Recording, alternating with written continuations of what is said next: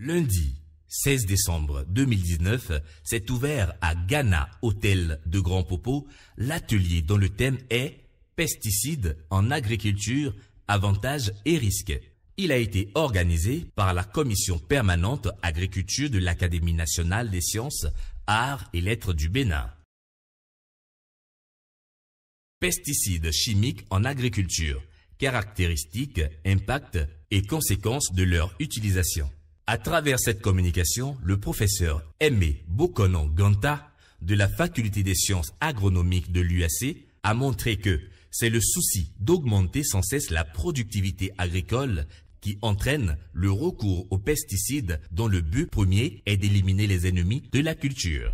Ce sont donc des substances qui renferment deux parties, une partie active et une partie inerte. On n'ira pas dans les détails, mais ils visent généralement à régler, solutionner un problème pour le producteur, le consommateur et le commerçant que nous sommes. C'est des cas peut-être d'insectes que ces pesticides visent, ou si ce n'est pas les insectes, c'est d'autres organismes nuisibles qui peuvent être des mauvaises herbes, des oiseaux, des rongeurs, des acariens, des limaces, des nématodes, des champignons, des bactéries et des virus. Force est de constater que le caractère extrêmement dangereux de certains produits de synthèse mis sur le marché conduit souvent et malheureusement à d'importants dégâts aussi bien sur l'environnement que sur les hommes en charge des traitements.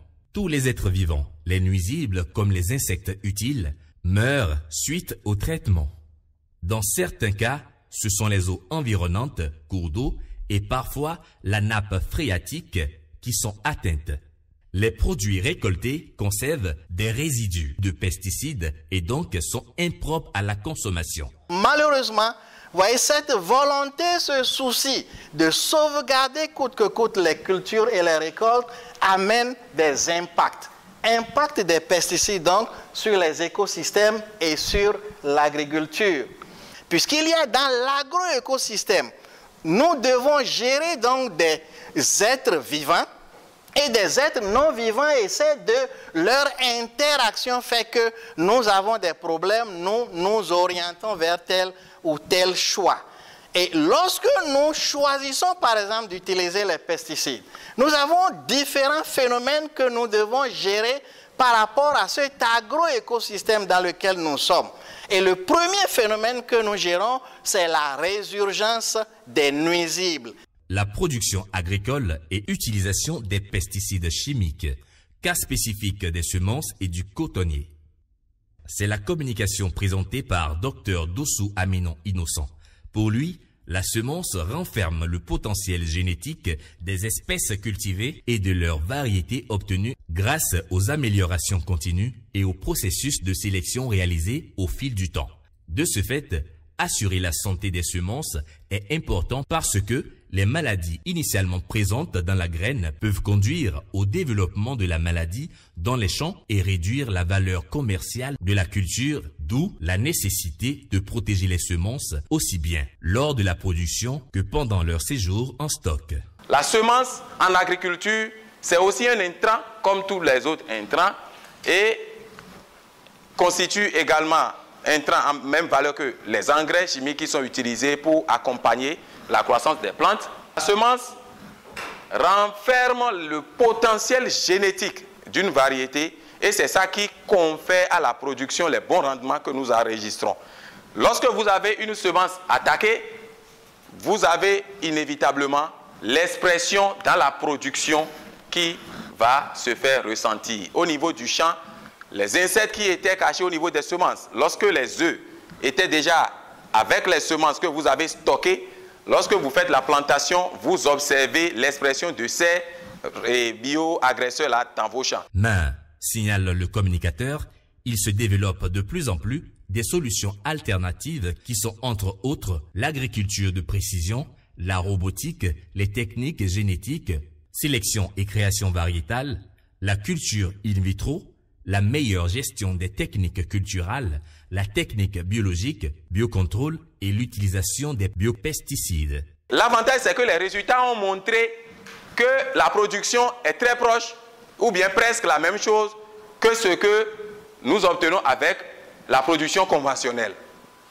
Et ça a été essayé dans 8 zones au Bénin ici. Ça veut dire que ça peut être encouragé. Parce que j'ai vu que déjà en Inde, eux, ils sont déjà à 30% de production de coton biologique.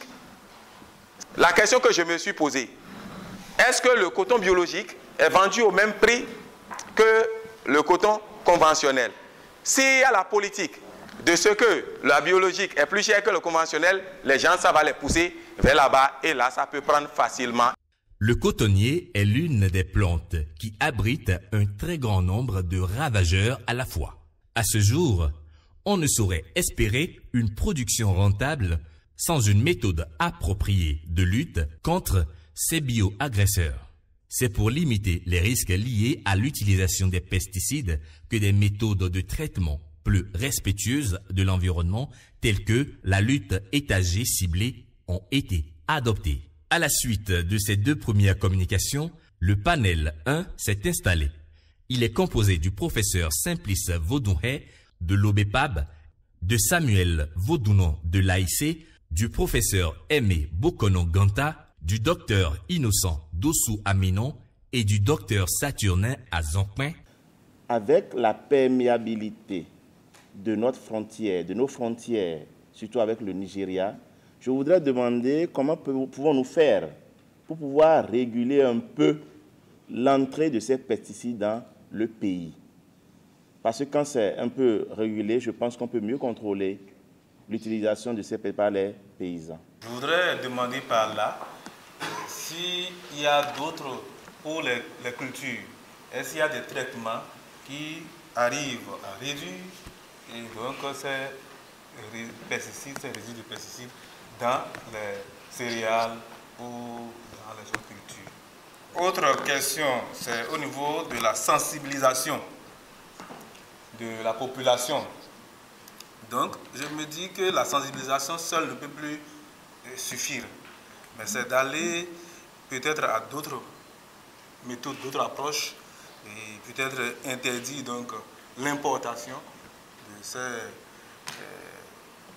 pesticides et de promouvoir l'utilisation des biopesticides. Quand on parle de biopesticides, qu'il faut aller aux biopesticides, alors il faut faire attention. Ce n'est pas parce que c'est biopesticides que c'est sans toxicité pour l'homme, pour l'environnement. Il y a des études toxicologiques qui doivent être menées et pour savoir, disons, pour voir le degré de toxicité d'un produit.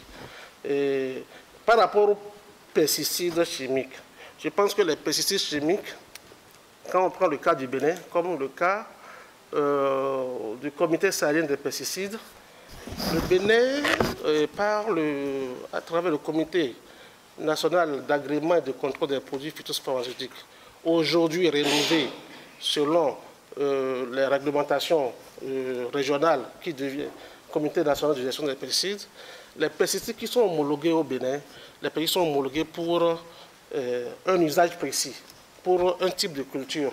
Et ces pesticides sont évalués. Il y a une évaluation qui est faite dans tous les domaines, que ce soit les domaines de toxicologie, de cotoxicologie, de résidus, pour pouvoir proposer aux producteurs un type de pesticide et des conditions dans lesquelles ces pesticides doivent être utilisés. S'il y a des biens, c'est parce que s'il y a des problèmes, c'est qu'il y a des biais dans l'utilisation.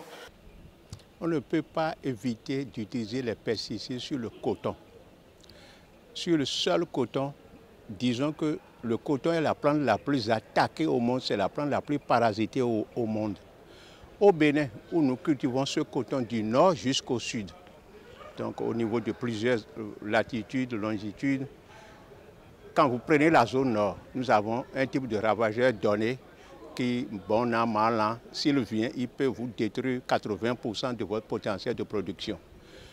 Plus vous descendez vers le sud, vous avez d'autres types de ravageurs. Si vous ne traitez pas le coton au Bénin, vous perdez en moyenne les 2/3 du potentiel de production.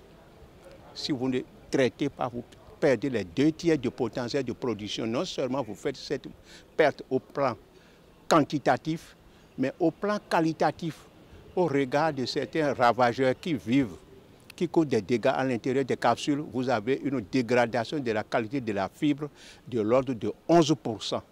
Donc si vous ne traitez pas, au plan quantitatif, les 2/3 sont perdus et au plan qualitatif, vous perdez 11%. Vous avez 11% de mauvaise qualité de coton, invendable ou bien de coton de deuxième choix. Donc on ne peut pas faire le coton sans le traiter au Bénin.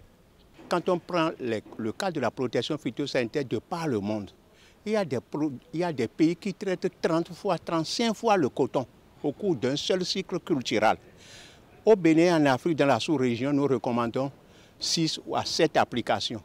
Les producteurs appliquent en moyenne 4 à 5 traitements.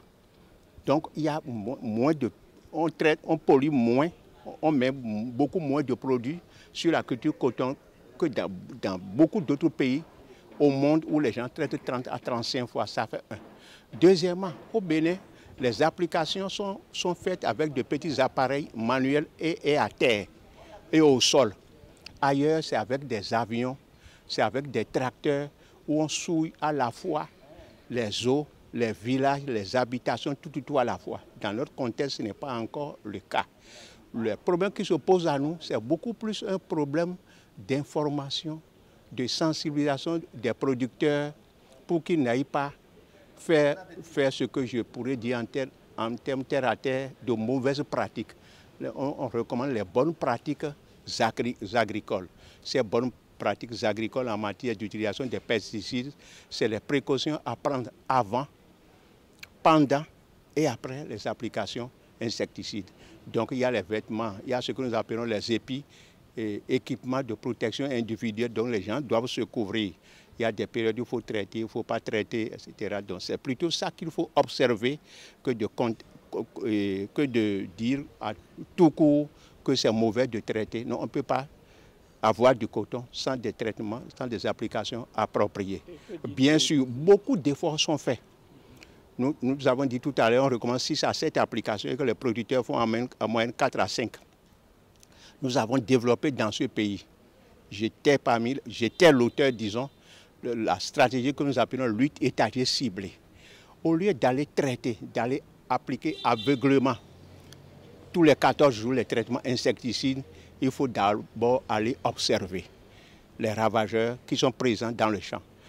Non seulement les ravageurs peuvent être présents, mais il faut voir le niveau d'infestation. Nous avons déterminé des seuils. Si ces seuils-là ne sont pas appliqués, donc il n'y a pas de traitement à faire. C'est un peu comme la santé humaine. La santé humaine, si on n'est pas malade, au lieu de prendre des cures de nivaquine, d'aspirine, de flavoquine, à tout moment, on attend d'être d'abord malade ou bien on se sent un peu chose là avant d'aller prendre ces médicaments-là.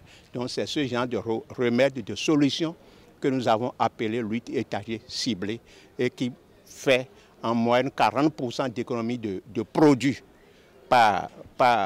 au cours de la campagne avec des gains de rendement équivalents ou voire même supérieurs au programme classique parce qu'on va suivre une fois par semaine et si c'est nécessaire de traiter, on traite. Il y en a qui de façon volontaire vont prendre les produits insecticides pour aller mettre sur les cossettes d'igname, sur les cossettes de manioc, sur les grains de maïs, qu'eux-mêmes ils ne veulent pas consommer, mais qu'ils veulent vendre sur le marché local.